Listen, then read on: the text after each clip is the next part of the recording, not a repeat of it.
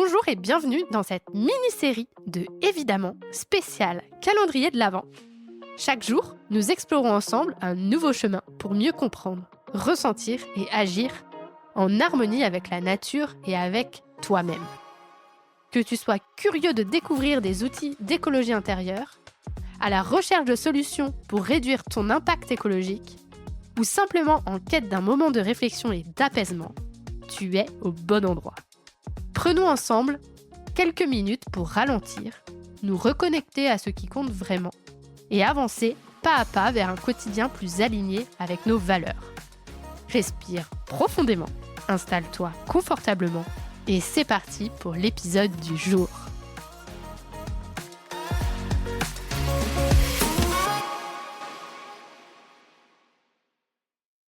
Bonjour et bienvenue dans l'épisode 10 du calendrier de l'Avent sonore. Et si nous prenions un moment pour rêver ? Pas un rêve pour fuir la réalité, mais un rêve pour la transformer. Dans cet épisode, nous allons explorer comment l'imaginaire, vos histoires, vos visions, vos récits peuvent devenir un outil puissant pour construire un futur écologique. Car avant toute grande transformation, il y a une idée, une vision et un rêve partagé. Depuis la nuit des temps, les récits ont façonné notre monde.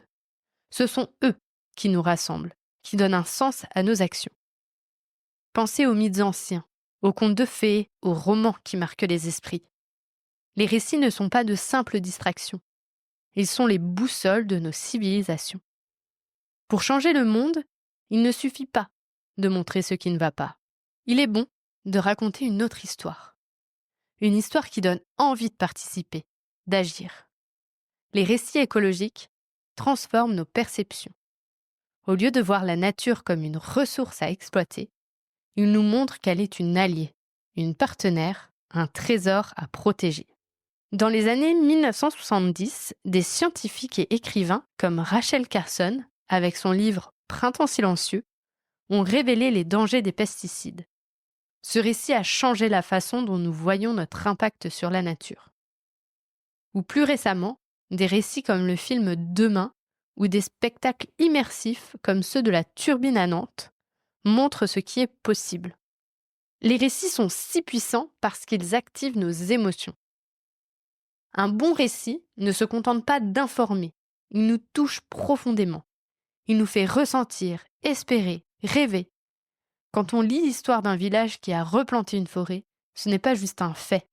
On imagine les gens qui creusent, les arbres qui poussent, la joie des habitants. On se dit, et si on faisait pareil ? Les récits créent une vision collective. Ils ne sont pas qu'individuels, ils nous relient. Quand on partage une vision commune, on se sent moins seul. Et cette énergie collective peut déplacer des montagnes. Des mouvements comme Extinction Rebellion ou des initiatives comme la Fresque des Nouveaux Récits rassemblent des gens autour d'histoires inspirantes où chacun peut jouer un rôle. Ils offrent aussi une alternative aux récits dominants. Aujourd'hui, beaucoup de récits sont centrés sur la consommation, la croissance économique. Mais il existe d'autres histoires. Des villes régénératives, des sociétés plus lentes, des vies plus alignées avec la nature.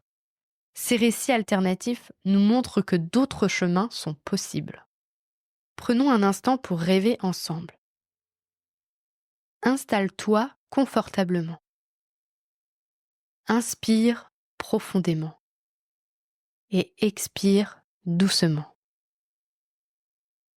Ferme les yeux si tu le peux. Imagine un futur écologique. Un monde où l'harmonie entre les humains et la nature est retrouvée. Ce monde, c'est ton monde. Visualise-le. À quoi ressemble-t-il ? Comment est ton quartier et ta ville ? Quel geste simple ou extraordinaire y fais-tu chaque jour ? Prends ces images et transforme-les en mots. Écris ou décris ce monde. Que vois-tu ? Que ressens-tu ? Qui est à tes côtés? Peut-être y a-t-il des potagers communautaires, des rivières propres, des énergies renouvelables qui alimentent les maisons. Donne les détails, car plus ta vision sera vivante, plus elle pourra inspirer. Maintenant, réfléchis. Que peux-tu faire aujourd'hui pour rendre ce rêve plus concret? Peut-être en parlant à tes voisins, en rejoignant un groupe local, comme dans l'épisode d'hier, ou en partageant ce rêve avec d'autres. Je voudrais partager avec toi des récits concrets qui changent le monde. Par exemple, dans le village indien de Piplantri, chaque fille qui naît est célébrée par la plantation de 111 arbres. Une histoire comme celle-ci montre que même une communauté peut transformer ses traditions pour le bien de l'environnement. À Nantes, la Turbine Créative imagine des spectacles et des récits immersifs qui nous projettent dans des futurs possibles où technologie, art et écologie se croisent pour créer l'espoir. D'ailleurs, tu peux écouter l'épisode de Julia Passo, qui est déjà sorti plus tôt dans l'année sur Évidemment. Ou des livres comme L'homme qui plantait des arbres, ou des initiatives comme la fresque des nouveaux récits, nous montrent que tout commence par une idée, une histoire ou un rêve collectif. La fresque des nouveaux récits permet de créer une histoire à plusieurs, et une histoire réelle. Et cela redonne beaucoup d'espoir sur ce qui est possible. Et toi, quelle histoire as-tu envie de raconter ou de vivre? Pourquoi ne pas rejoindre un atelier d'écriture collective, participer à une fresque ou créer un projet? Les récits n'attendent que toi pour exister. Dans le monde actuel, rêver est un acte de courage. C'est imaginer un futur meilleur alors même que le présent semble incertain.